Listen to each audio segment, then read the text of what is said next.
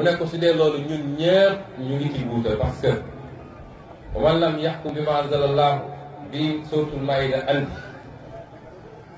daane la ko ñiiti kaafir ñiiti fasiq ñiiti zalim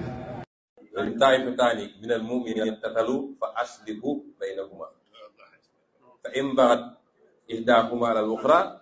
fa qaatilu allati tabgi hatta tafi ila amrillah fa in faat fa aslihu baynahuma bi adli wala man raa minkum munkaran falyughayyirhu bi yadihi fa in lam yastati' fa bi lisaanihi ba fi mu jeexee. kon ñun ci loolu rek la ñuy essayé góorgóorlu amul leneen loo xam ne yitte la si ñun amul leneen loo xam ne làmboo na wala làqu na ci si li nga xam ne ñu ngi koy yëngatu amul. bis bu ne ñu ñaan yàlla nag nii bu dee am na lenn lu sell di ci suñu yéene ci réew mi yàlla nañu yàlla soril ci mbir mi wala bu mu mës a sotti wala bu mu mës a tegu suñu loxo. yéene gu rafet rek mën nañu juum nag en tant que nit ndax nit matul. tabuuna kulla sayhatin alayhi. nee na boo leen xoolee seen jëmm la lay yéem. alquran ci suratul tahrim daf ñu ne.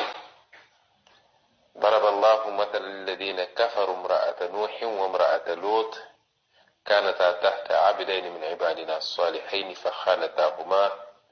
ولم يغني عنهما من الله شيئا وقيل ادخلا النار مع الداخلين وضرب الله مثل الذين آمنوا امرأة فرعون إذ قالت رب ابن لي عندك بيتا في الجنة ونجني من فرعون وعمله ونجني من القوم الظالمين